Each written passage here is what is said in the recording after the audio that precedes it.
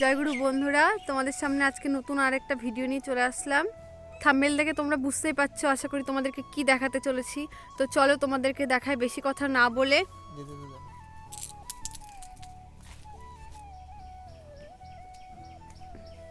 এই যে দেখতে পাচ্ছ বিচুলিগুলো, আজকে এই বিচুলির মধ্যে এই বিচুলিগুলো বাবা সকালবেলা কাটতে গিয়ে এর মধ্যে বড় একটা সাপ দেখেছিল, তো সেই ভিডিওটা তোমাদেরকে দেখাবো। তো চলো দেখাই তোমাদের ভিডিওটা। এই যে সাপটা 4 টুকরো হয়ে গেছে, দেখতেই পাচ্ছ। তো সাপটা কি করে 4 টুকরো হয়েছে সেই ঘটনাটা তোমাদেরকে বলি। সকালে বাবা বিচুলি কাটছিল, কাটতে কাটতে হঠাৎ হাতের মধ্যে পেঁচিয়েছিল, দেখতে পায়নি। বিচুলিটা কেটে নিয়ে তখন দেখে কি হাতের মধ্যে রক্ত। তা রক্ত দেখে নিয়ে তখন দেখে হাতের মধ্যে যে সাপ দিয়ে হাত থেকে ফেলে দেওয়ার পরে দেখে কি সাপটা হলো গিয়ে 4 টুকরো হয়ে গেছে। তা বলছে সাপটা এরকম করে ফেলে দিলে কেমন দেখায়, তা হলো গিয়ে সাপটা পুড়িয়ে দিই। তখন ওখান থেকে ওই বিচুলির কুটোগুলো সব সমেত গুছিয়ে নিয়ে আসলো একটা জায়গাতে, নিয়ে এসে ফেলে সব জড়ো করেছে। দেখো রক্তও পড়ে রয়েছে, রক্ত বেরোচ্ছে। সাপটা অবশ্য ছটফট করছিল, 4 টুকরো হয়ে গেছে, এক পুচানিতেই 4 টুকরো হয়ে গেছে সাপটা। তাও নড়েই যাচ্ছে, দেখো আমি নাড়িয়ে দেখাচ্ছি একবার তোমাদেরকে কেমন 4 টুকরো হয়ে গেছে সাপটা আর নড়ছে। তারপরে বাবা আগুন ধরিয়ে দিল, যে নাম আগুন ধরিয়ে দিচ্ছে, ওই দেখো তার আগুন ধরানোর মধ্যেও নাড়াচাড়া করবে। ওই যে নড়ছে সাপটা, গায়ের মধ্যে জ্যান্ত সাপে আগুন ধরালে নড়বে না।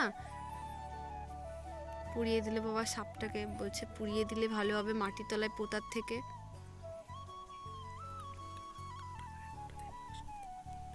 নাহলে সাপের কাঁটাগুলো পড়ে থাকবে মাটির তলায় পুঁতে রাখলে ইনফেকশন হতে পারে কাঁটার থেকে, সেই জন্য বললে পুড়িয়ে দিই, তাহলে বিষ টিষও থাকবে না, অসুবিধাও হবে না।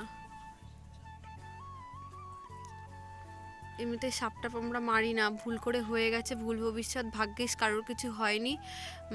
এবার কি করা যাবে, তাই জন্য বললো আগুন ধরিয়ে দিই, ঠাকুরের কাছে ক্ষমা টমা চেয়ে নেব, দুধকলা দিয়ে আসবো ঠাকুরের মন্দিরের ওখানে, ক্ষমা প্রার্থনা চেয়ে নেব যে এরকম ভুল ভবিষ্যৎ হয়ে গেছে। এই যে সাপটা পুরো পুড়ে গেছে, আমি খুঁজছিলাম যে সাপটা পুরো পুড়েছে কিনা, দেখছিলাম যে পাই কিনা। খোঁজার পরে এক টুকরো পেয়েছিলাম, আমি তোমাদের দেখাচ্ছি। আমি ভাবলাম পুরো পুড়ে গেছে, তারপরে এই যে এক টুকরো বার করেছিলাম, তাও ভালো করে বোঝা যাচ্ছে না। এই যে দেখো বন্ধুরা, আমার তো খুব ভয় লাগছিল সাপটা যখন ওরকম টুকরো হয়ে গেছে দেখে নিয়ে। ভয়েই দূর থেকে আমি বাবাকে বলছিলাম তুমি নেড়ে নেড়ে দেখাও, আমি হলো গিয়ে দূরের থেকে তো ভিডিওটা করি। এই সাপটা হলো কি মনে হয় ঘরচিতে সাপ বাবা বলছিল। আজকের ভিডিওটা দেখানোর এটাই কারণ বন্ধুরা, তোমরা সবাই সতর্কভাবে কাজ করবে, সতর্কভাবে থাকবে, নইলে এরকম পরিস্থিতির মুখোমুখি হতে হবে। আর এই সাপটা তোমরা কে কী নামে চেনো তোমরা কমেন্ট করে জানিও। আজকের ভিডিওটা এই পর্যন্ত। জয়গুরু।